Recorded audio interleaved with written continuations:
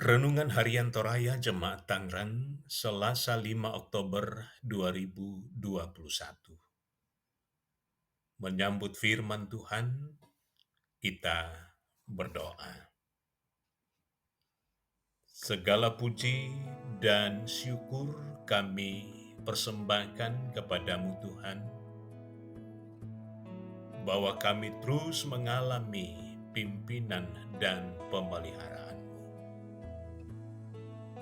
Hari yang baru, berkat yang baru, semangat yang baru di hari ini, untuk diterangi oleh firman Allah, supaya seluruh kehidupan kami adalah untuk kemuliaan Tuhan. Berbicaralah kepada kami melalui firman-Mu. Di dalam nama Tuhan Yesus, kami berdoa. Amin. Bilangan pasal 5 ayat 11 sampai 22. Hukum mengenai perkara cemburuan.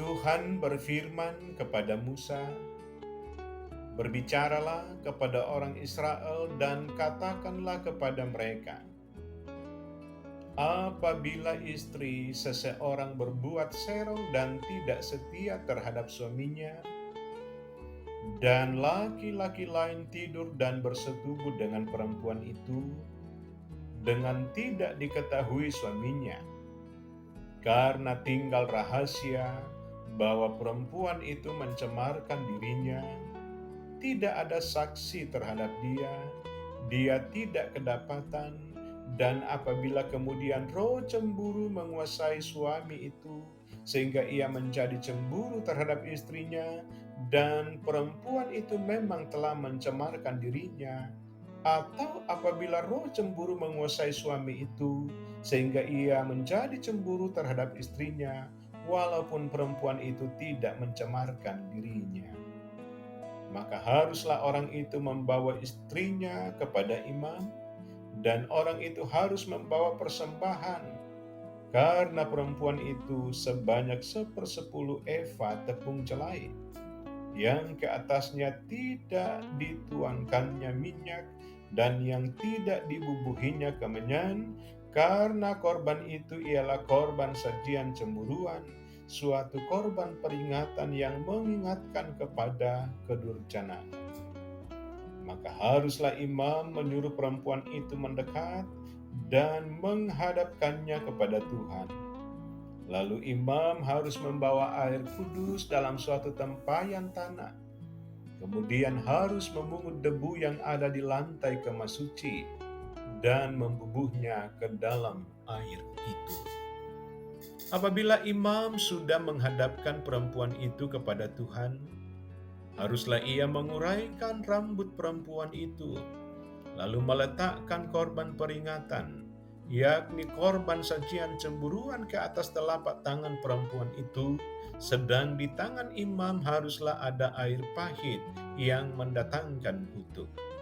Maka haruslah imam menyumpah perempuan itu dengan berkata kepadanya, "Jika tidak benar ada laki-laki yang tidur dengan engkau, dan jika tidak engkau berbuat serong kepada kecemaran, padahal engkau di bawah kuasa suamimu, maka luputlah engkau dari air pahit yang mendatangkan kutuk ini. Tetapi jika engkau, padahal engkau di bawah kuasa suamimu, berbuat serong dan mencemarkan dirimu, oleh karena orang lain dari suamimu sendiri bersetubuh dengan engkau, dalam hal inilah haruslah imam menyumpah perempuan itu dengan sumpah kutuk, dan haruslah imam berkata kepada perempuan itu, maka Tuhan kiranya membuat engkau menjadi sumpah kutuk di tengah-tengah bangsamu dengan mengempiskan pahamu dan mengembungkan perutmu. Sebab air yang mendatangkan kutuk ini akan masuk ke dalam tubuhmu untuk mengembungkan perutmu dan mengempiskan pahamu, dan haruslah perempuan itu berkata, Amin, amin." Dampak kecemburuan. Saudara,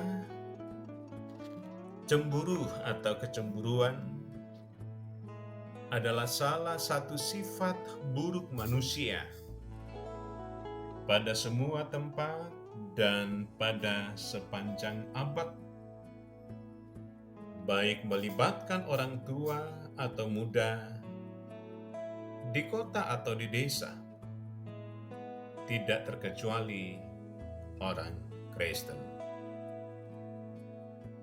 Karena kecemburuan, khususnya yang berhubungan dengan keluarga, seringkali menjadi alasan seseorang, entah suami atau istri, melakukan tindakan atau perbuatan yang berakibat fatal dan sangat buruk. Untuk mengantisipasi dampak yang bakal terjadi akibat kecemburuan, maka Tuhan menyampaikan perintah kepada Musa tentang mekanisme penyelesaian jika ada kecemburuan, khususnya dari seorang suami kepada istrinya. Melalui perintah ini dijelaskan langkah-langkah yang harus dilakukan jika hal itu terjadi, yakni melalui imam yang harus melakukan sumpah kutuk yang berakibat fatal. Dari sini jelas bahwa perbuatan serong atau berzina adalah sesuatu yang tidak pantas dilakukan oleh umat Tuhan. Melalui perikop ini, bangsa Israel sejak awal diberi peringatan untuk tidak mempermainkan kehidupan keluarganya karena berdampak yang buruk. Peringatan ini juga menjadi penting untuk menjadi perhatian bagi keluarga Kristen, bahwa berbuat serong atau berzina atau yang biasa lazim kita dengar melakukan selingkuh, tentunya adalah sebuah kejahatan di mata Tuhan dan melahirkan akibat yang tidak baik. Orang yang melakukannya menunjukkan bahwa ia masih dikuasai oleh keinginan daging. Kiranya hidup dan kehidupan setiap keluarga Kristen masa kini terhindar dari malapetaka kutuk karena perbuatan serong. Tuhan dimuliakan melalui hidup dan kehidupan keluarga kita. Amin. Kita berdoa.